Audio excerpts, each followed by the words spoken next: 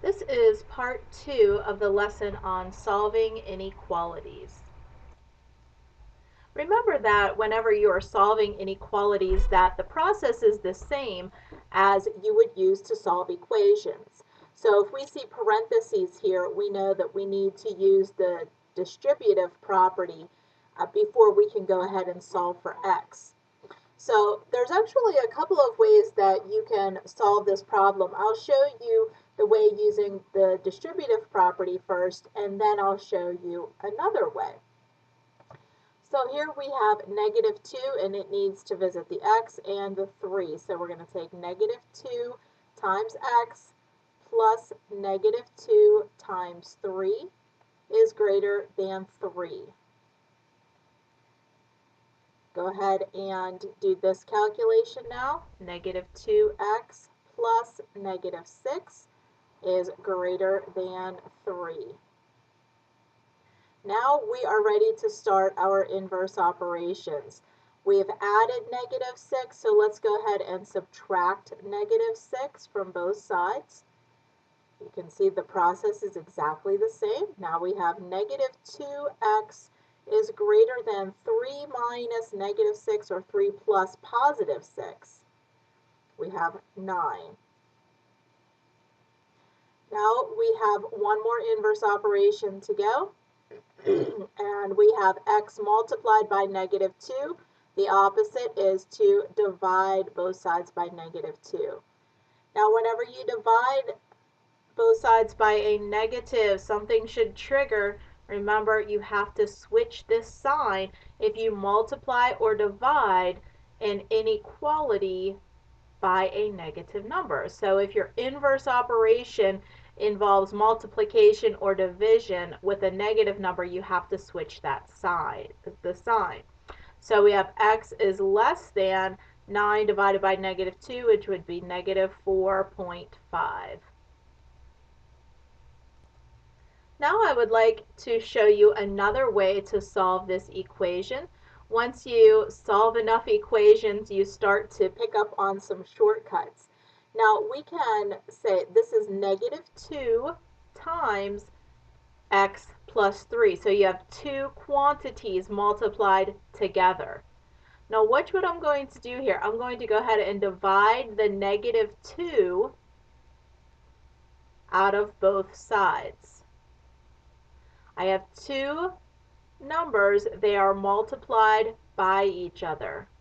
We have negative 2 multiplied by x plus 3.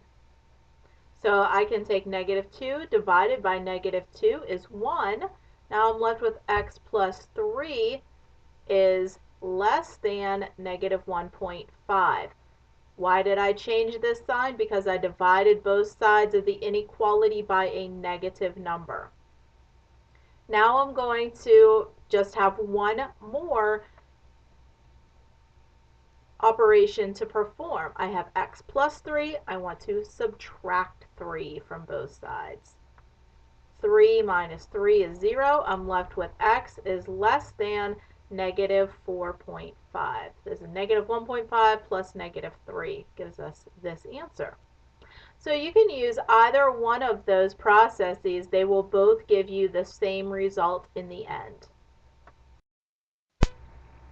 Here we have an odd looking equation or inequality. We have 1 is greater than x minus 1 over 5. Now this looks really ugly to us because we really don't see this very often, where an entire term is divided by another term. So we want to get rid of this first and foremost. So if you see something that looks like this, you want to get rid of that denominator. What we can do is multiply that. What if we multiply both sides by 5, or 5 over 1?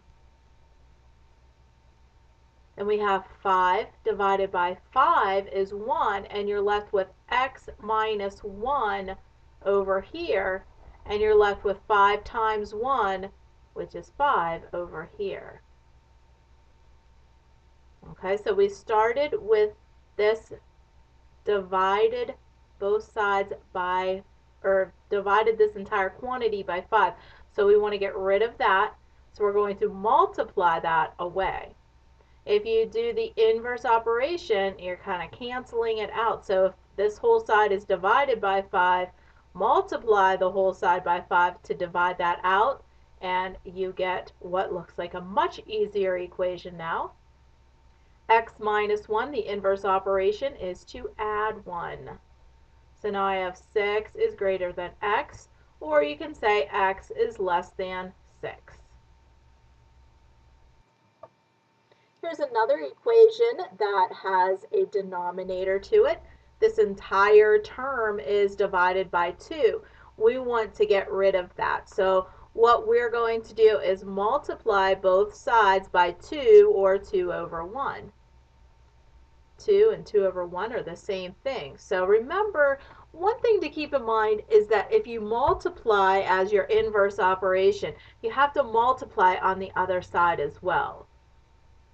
So now we have 2 divided by 2 is 1. Now you're left with 4k plus 3 over here. Your sign stays the same because we multiplied by a positive. 2 times 1 is 2. And now you're left with an easier looking equation than what we started off with. Our first inverse operation will be to get rid of this addition. We want to subtract 3 from both sides. 2 minus 3 is negative 1 is less than 4k. Now we have k multiplied by 4. What is the inverse of that? Divide by 4. Divide by 4. You're left with negative 1/4 is less than k, or k is any number greater than negative 1/4. If you like to work with decimals, you could say k is greater than negative 0.25. We'll be working with decimals later on in our course, and what I find is that a lot of students, they switch from keeping their answers in fractional form, they switch it over to decimal form. Whatever works best for you is fine with me.